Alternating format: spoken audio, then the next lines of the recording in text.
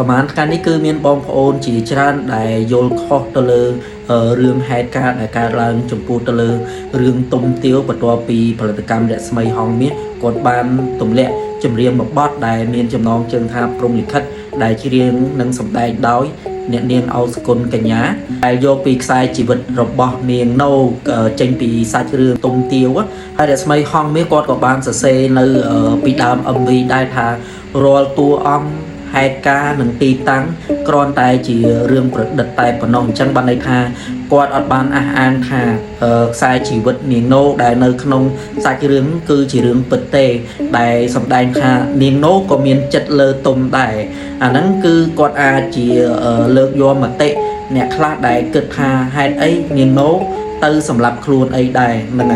เรื่องนั้นคือจำยมเบาสายไปกร้อยบนใต้สายเรื่องเปิดคือเนียงโนอัดบานสลายตุ่มเตะให้เรื่องตุ่มเตียวนี่คือมันแมนchỉเรื่องได้เกณฑ์เตียนต่อគ្នាហើយក៏មិនមែនជារឿងជាដកដែរគឺជារឿងដែលដកស្រង់ចេញពីរឿងពិតសង្គមខ្មែរនៅកាលសម័យលង្វែកហើយក៏មានបងប្អូនខ្លះគាត់គិតថារឿងទុំទាវហ្នឹងមិនមែនជារឿងពិតទេគឺជារឿងដែលនិពន្ធឡើងដោយភិក្ខុសោមគឺខ្ញុំនឹងហ្មងខ្ញុំពីដើមក៏គិតថាអញ្ចឹងដែរគិតថារឿងហ្នឹងមានអ្នកនិពន្ធសោះហ្នឹងហើយអីអ្នកខ្លះគេថាជារឿងពិតហើយអីមានទីតាំងពិតទៀតនៅស្រុកត្បូងឃ្មុំតាមពិតរឿងពីដើមគឺវាខ្សែរបៀបអញ្ចឹងប៉ុន្តែភិក្ខុសោមហ្នឹងគាត់យកនិពន្ធហ្នឹងនិពន្ធគឺជារបៀបកាបឲ្យស្ដាប់ទៅព្រោះដើមមិញសិល្បៈគ្រៀងរាំអីគឺគេអត់មានភ្លេងភ្លាត់អីបែបទំនើបទេអញ្ចឹងការតាក់តែងនិពន្ធបែបជាការបែបនេះអាចឲ្យសិល្បករដែលនៅតាមភូមិមានសម្លេងបានណាយកទៅស្មូតជាការបានគឺព្រោះឧទាហរណ៍ខ្ញុំចូលទៅក្នុង file មួយខ្ញុំរកបានពីអ៊ីនធឺណិត file ហ្នឹងគឺបោះពុំអាចយកទៅបោះពុំសភៅតុំទាវបានមានជាង110សន្លឹកហ្នឹងហើយគឺគេភិក្ខុសោមហ្នឹងគេតាក់តែងជាការបែបនេះឧទាហរណ៍បទពាក្យ7ហ្នឹងហើយខ្ញុំឧទាហរណ៍ឲ្យស្ដាប់ខ្លាថ្លែងសំដែងដើមឈ្មោះទុំនៅខេត្តបាភ្នំដែនដីស្រែ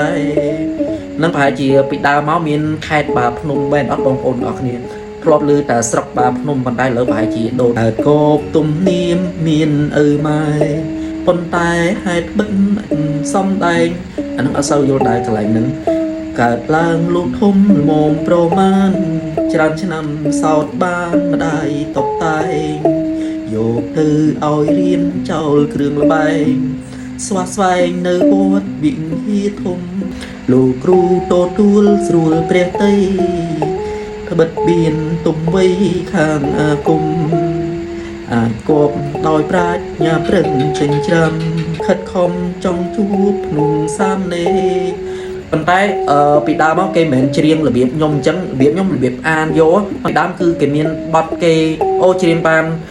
សពបែបយ៉ាងបទពាក្យ7នឹងមួយគេយកទៅជាច្រៀងជាមហោរីក៏បានយកទៅជារបៀបស្មូតក៏បានបើអានដូចខ្ញុំចេះក៏ព្រោះដែរបើសិនជាយើងចេះធ្វើសលេងអញ្ចឹងចង់និយាយថារឿងទុំទាវហ្នឹងគឺជារឿងពិតហើយហេតុអីបាននាងណូ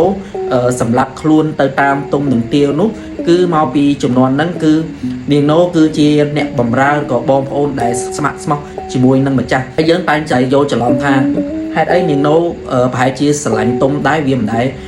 មានអ្នកណានៅសុកសក់ឃើញគេស្លាប់ខូចចិត្តស្លាប់បើសម័យនេះគឺវាអាចអញ្ចឹងមែនតែបើសម័យពីដើមគេមានឋានៈអ្នកបម្រើគេមានឋានៈវាយនាយអីចឹងទៅហើយនាងទាវគឺជាស្ត្រីដែលគេថាល្អគ្រប់លក្ខណៈទាំងរូបសម្រស់ទុនភ្លុនចរិតចរិយាគឺល្អជាមួយអ្នកជំនាញខ្លួនជាមួយនឹងអ្នកបម្រើតែងតែល្អជាមួយនាងណូបើសិនជាចេញពីផ្ទះសម្បែងទៅបើសិនជាចេញពីកន្លែងដែលធ្លាប់រស់នៅស្រួលបាត់ម្ចាស់បាត់អីចឹងទៅក៏ជីវិតដូចអត់នៅអញ្ចឹងនាងណូរបៀបអញ្ចឹងដែរគឺគាត់អាចថាជីវិតគាត់មានតែនាងទាវព្រោះនាងទាវគឺល្អណាស់អញ្ចឹងបើសិនជាបាត់បង់ទាវទៅក៏ជីវិតគាត់ប្រហែលជាឥតន័យដែររឿងសុករឿងសុកអ្នកខ្លះក៏ទៅសន្និដ្ឋានថាណូប្រហែលជាស្រឡាញ់ទុំអីហ្នឹងខ្ញុំគិតថាពួកគាត់អាចជាមនុស្សវាគិតអវិជ្ជមានសូម្បីតែតួអង្គពីដើមឡើយមកយើងធ្លាប់តែគិតថាម្នាក់ស្រីហ្នឹងប្រហែលជាមិនល្អអីចេះចោះហើយពួកគាត់ទៅម៉ៃដល់នាងណូអីណាណី